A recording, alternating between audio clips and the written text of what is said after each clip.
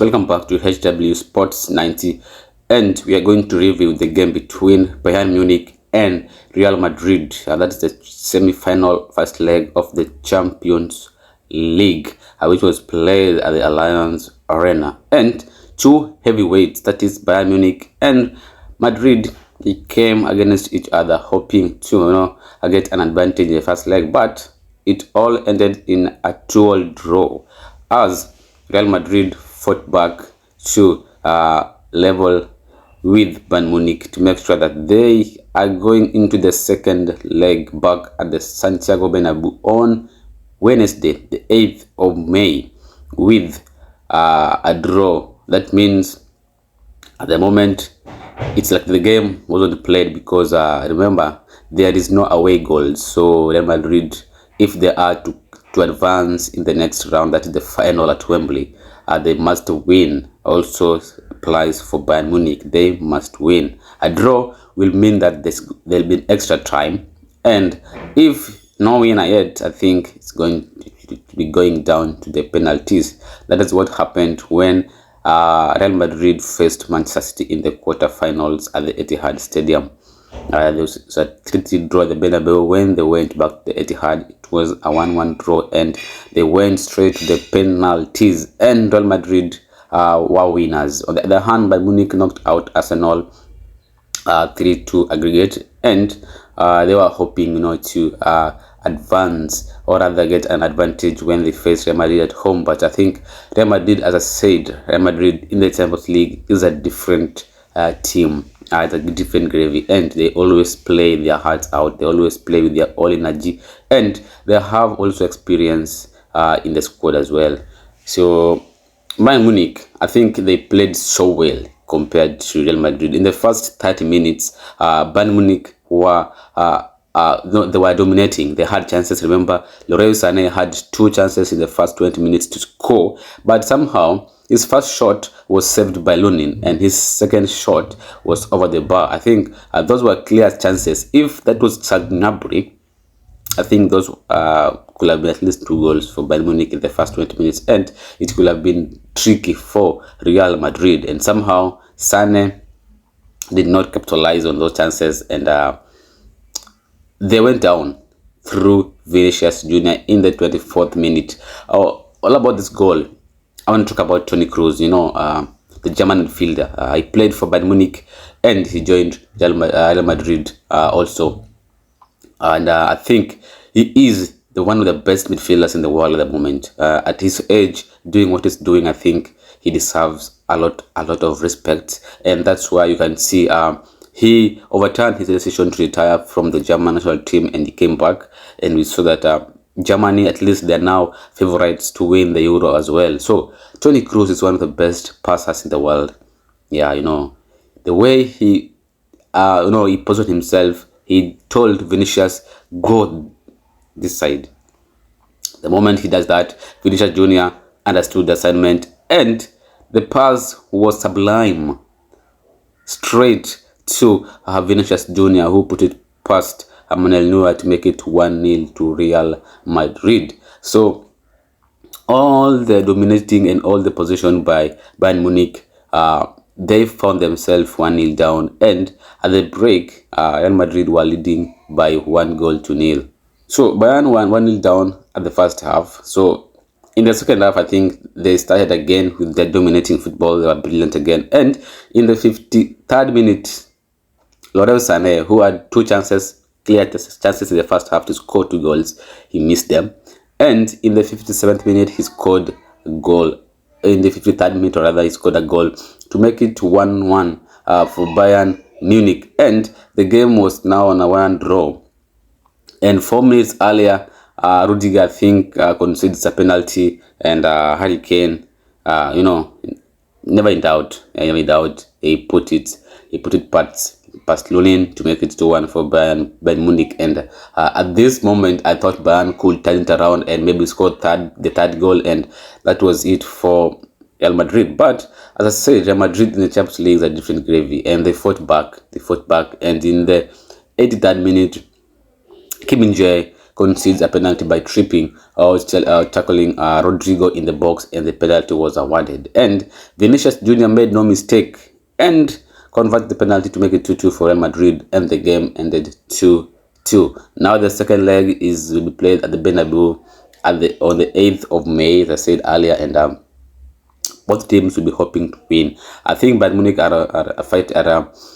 hoping to win their 7th Champions League title, but Real Madrid are hoping to win the 15th Champions League title. So it's all to play for. There's all to play for at the Bernabeu between Real Madrid and Bayern Munich, because at this stage, both teams have one leg in the final and one leg out of the final. So we can't say that it's an advantage yet. Maybe you can say advantage Real Madrid because they're playing at home, and home advantage maybe. Yeah, that's all. So I didn't like the post-match interview by Bayern Munich manager Thomas Tuchel when he was addressing his defender Kim Min-jae. I know he had a terrible performance against Real Madrid, and to single-handedly call out a player in this kind of stage, I think it's not the right move to do, because you are still fighting for it. You're not out. If they were out, I can say fair enough, they're out, but they're not out yet of the Champions League. They still have a chance to go through Bayern Munich. It's just a 2-2 draw. It means the game is still level. They need to win at the Bernabeu to advance to the finals at the Wembley Stadium. But to call out a player in this kind of stage, at this, I don't think it's a good idea. It was a good decision, rather a good idea by Thomas Tuchel to call out Kim Min-jae. He had a bad performance, yes. He allowed Vinicius to run in behind of him. The first goal was scored. He also conceded a penalty against Rodrigo. Vinicius Jr. also scored. So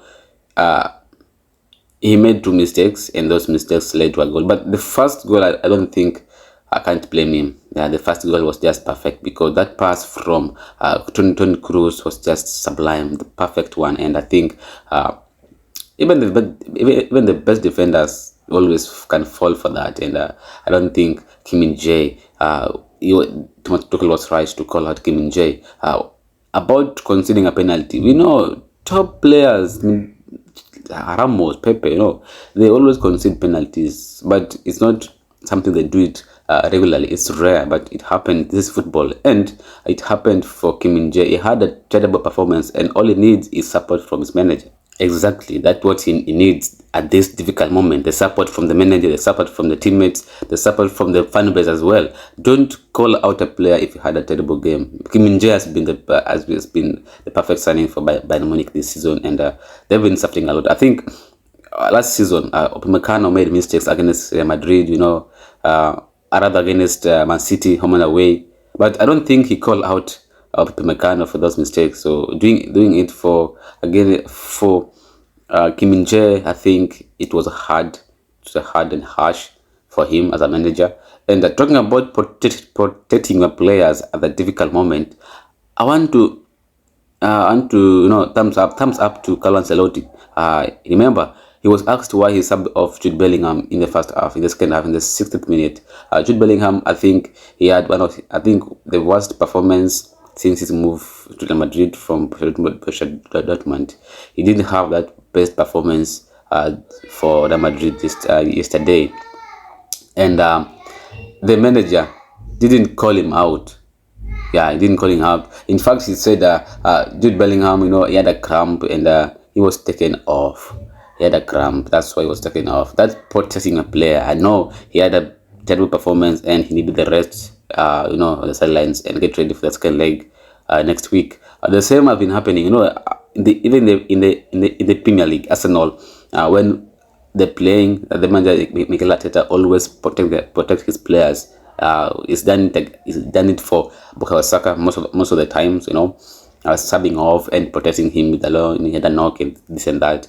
That is what you should do. Don't allow the public, the media, to come against your player in supportive, or rather using your sentiments or your comments. That is demoralizing, and the squad might lack confidence. So Bayern Munich are going to have a tough time at the Bernabeu. Playing against Real Madrid at home is always one of the difficult moments, and Manchester City always struggles there. They always manage to get a draw, and I think that the atmosphere is something different. And Bayern Munich have never won against Real Madrid since 2012. The last time they won against Real Madrid was back in 2012. I think it was a 2-1 win. And since then, it has all been Real Madrid dominating against Bayern Munich. So they need to overturn that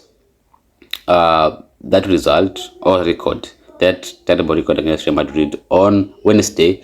They have a chance on Wednesday at the Bernabeu Stadium to knock out Real Madrid in the Champions League semi-final, but they need to do it the hard way now, because they had a chance of maybe winning it at the Allianz Arena and going there and maybe defending and protecting your goal lead, but they need to go there and win. And as they attack Real Madrid with Vinicius Jr. and Rodrigo counter-attacking, you're going to be punished. And yesterday they were punished. Kim Min-jae was punished twice.